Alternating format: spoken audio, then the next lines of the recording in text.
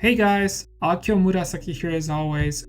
Today in this video we are going to be talking about game journalism. There's a new article here from VGC talking about the latest series of layoffs in the gamer specifically.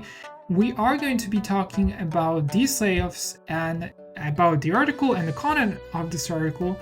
But I also at some point going to make a bit of a segue and look at the broader picture and try to maybe not really explain, but try to give my 50 cents on why we are here and why all of these things are happening and how all of this has been building up since I would say probably the late 90s or so.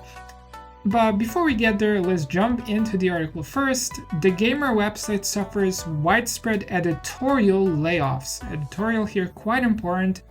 It's the latest in a series of job losses across games media. That is absolutely true. Over the course of the last couple of years, a lot of these outlets have been losing employees. They have been bleeding out, and they have been bled by the main owners of these outlets. And let's see what the people say here. We have a number of former employees speaking anonymously to VGC about that the entire section teams have been decimated, as you can see here. What is also quite important, Valnet is the current owner of TheGamer, as it is also the owner of OpenCritic, GameRant, and as of earlier this year, also Polygon. So we have basically one owner. We have Valnet, which owns all of these games media properties. There's also a couple of other, I think there's two other owners, and at some point, someone on Twitter posted like a diagram of how all of this is being consolidated into basically a hand of like a single investor at some point, or a very, very small group of investors. But specifically, TheGamer here is owned by Valnet, and we see here how people are expressing their opinion on both Twitter and Blue Sky. We have Jade King, who you might or might not know. I'm going to show you some of Jade King's articles in a sec. That yes, unfortunately, let go of the entire TheGamer features team, so their team, alongside several other staff members. Jade King herself is still part of TheGamer. They have not, sorry, her. I'm not quite sure. They're not using standard pronouns. They have not been fired so far, but as she or they wrote here, yeah, they had a pleasure working with them. In one of the other tweets, Jade mentioned that they're looking at what the future holds for them, so they're still actively working for TheGamer.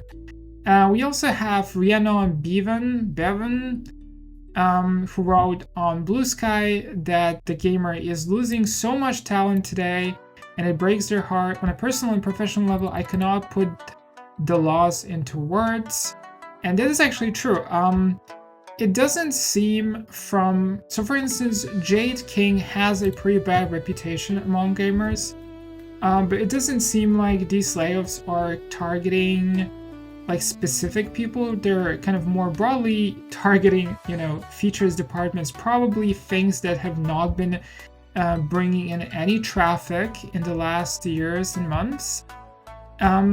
However, there's probably a good point to be made about some specific writers needing to be removed from TheGamer, as they are actually responsible for a lot of the animosity with gamers themselves. And so what this article also says is that people like, for instance, Chris Plant have been removed, and there's also the Giant Bomb outlet that also suffered some departures, etc., etc. And what is kind of interesting here is that other leading publications, like we also have IGN, the Gamer Network, which owns sites like Eurogamer, GamesIndustry.biz, and VG247 are also experiencing job losses. So as I mentioned, a lot of these are being consolidated currently, and this is kind of the overall direction of the games media industry, I would say, as kind of like an adjacent of the game industry. And this has been building up for several years now. I would even say over maybe even 30 years, in fact, steadily building up. We're gonna get there how this is happening, but one of the main reasons I would say is because TheGamer over the years has been putting out articles like these: stop using mods to make female characters prettier, or I'm personally going to force game companies to put in all that stuff you, as in TheGamer, hates. And then we also have articles like this when we had the weird stint out. A lot of the game magazines, game outlets were having, where there was like an aggressive, not really harassment, but kind of cancellation campaign towards Stellar Blade. They really wanted Stellar Blade to fail for whatever reason, but it still succeeded. It was a massive success for Shift Up, the Korean company who made Stellar Blade. And players were playing the game because they were seeing all of these articles here. As I said, Jade King were seeing all of these articles posted, and they were like, don't threaten me with a good time.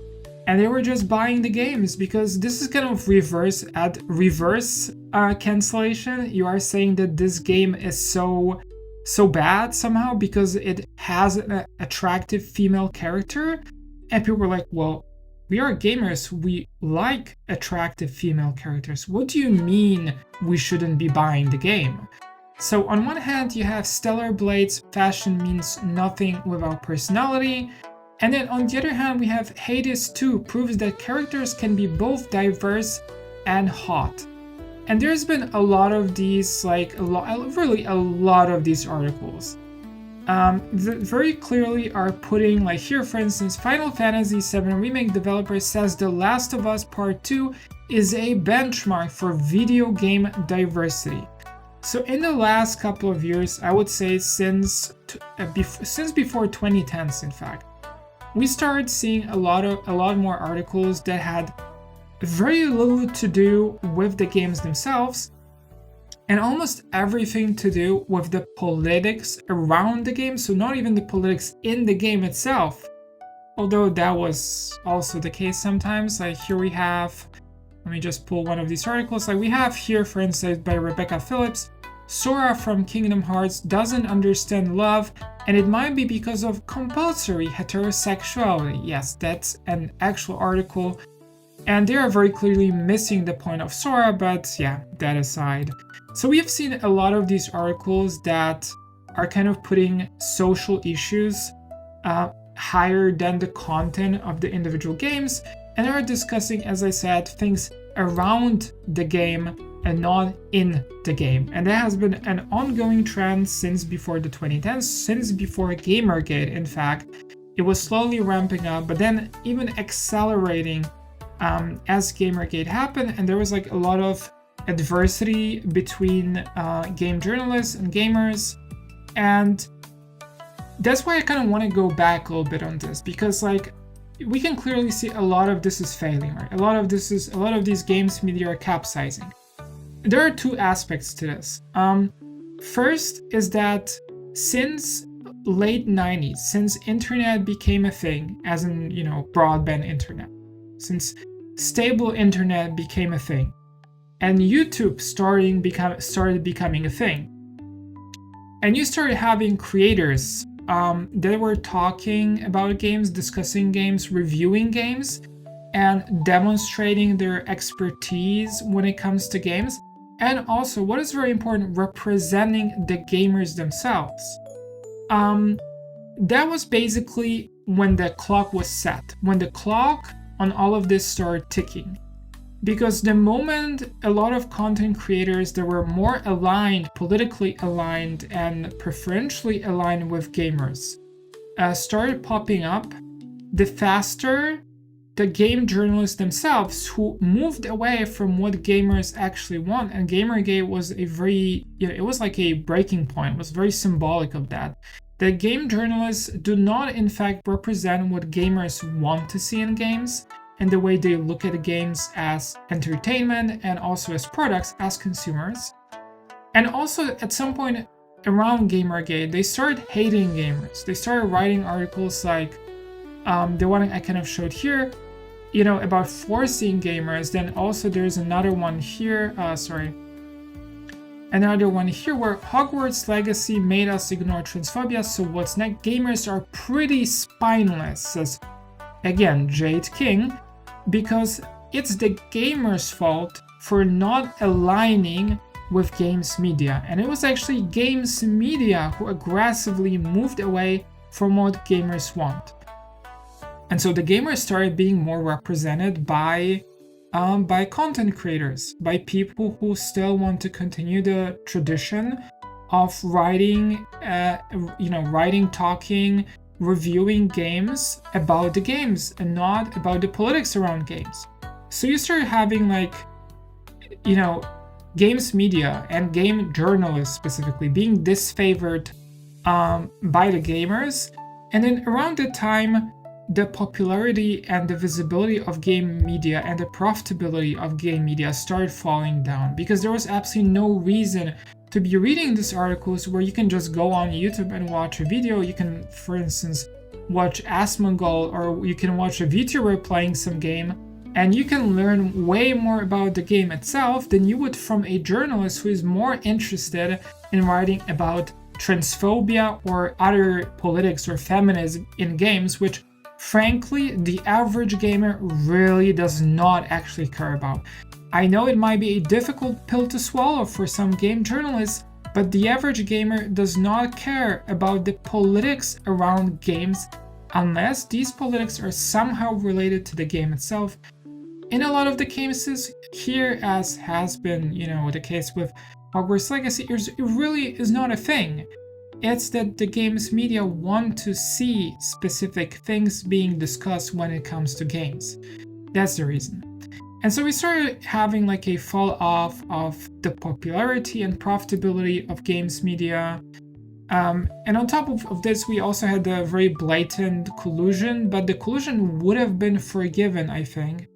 I feel like gamers would have supported games media if games media was not trying to aggressively alienate the gamers. And what is also noticeable is that the moment games media, the moment these magazines and articles stop being profitable as a written form of information and having this monopoly on information about games, because that started disappearing as well.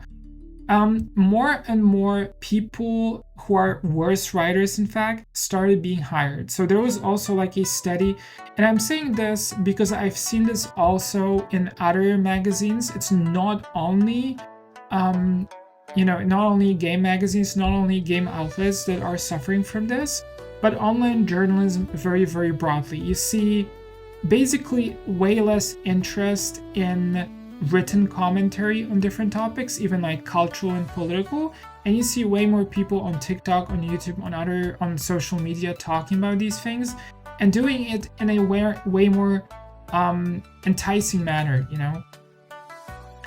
and in general, just ramping up more popularity among the viewers. And so people who have way less experience and are also unfortunately politically motivated started being hired in greater numbers for these magazines. And later on, the companies who bought them, they started looking at this as an asset. Is there any value in having The Gamer as a magazine? Well, some potentially, because you can underpay the writers, you can hire the least qualified people who are going to write AI tier slop, and this is basically what I'm trying to say, that this is a compliment. Nowadays, writing AI tier slop among these game magazines, these are the better, these are the average articles. Everything else is way below this because it's aggressively pushing politics around games instead of writing about games. Okay, as I mentioned multiple times. And so companies like Valnet started buying, these smaller game media outlets and basically gutting them, firing people left and right, just trying to keep anything that still can be considered profitable. And not much is left. I think eventually these outlets are just going to close down. And the gamers, normally, as I said, the gamers would have supported game media if gaming outlets and journalists were not trying to aggressively antagonize the players. But here we are, right? So that's basically the TLDR of why we are where we are. I genuinely hope once all of these outlets close down, once we get rid of TheGamer, and I think PC Gamer is also another one, Kotaku as well, that are just pushing out AI tier slop and just very badly written politicized articles. Once all of this disappears, and then we have a handful of outlets like IGN, which is kind of like a hit or miss, I have to admit. Some articles are terrible, depends on the writer. Some are kind of average and then we can still have them, but if it's way easier to get ChatGPT to collect all of the information around a topic and then put it out as an article, or have your own in-house AI model to do the exact same thing, what is even the point of having game journalists, right? It just seems like as a profession they're becoming more and more obsolete, to the point of like complete obsolescence. And I have a feeling people like Legendary Drops, for instance, are also going to talk about this in one of their videos, but basically that's where I think we are, and that's how we got here over the course of the last 30 or so years, very steadily, and since Gamergate really accelerating. What I kind of would like to see, just to wrap everything up, what I would like to see going forward is that the remaining outlets and the people who still prefer to do any kind of like writing content for game magazines, I really hope that we can get back to the years past, to the years before 2000s, around early 2000s, where the only people who remain and who talk about games are the people who are genuinely interested in the games and who can see eye to eye with the gamers. Once we get there, there's still a chance of kind of reviving game journalists as a profession, but with how things are going right now, I have to admit the chances are very, very slim. So that is basically it for this video. I hope you guys liked it. If you did, please like and subscribe and drop a comment. What do you guys think on this topic? And I see you in the next one. Mata ne!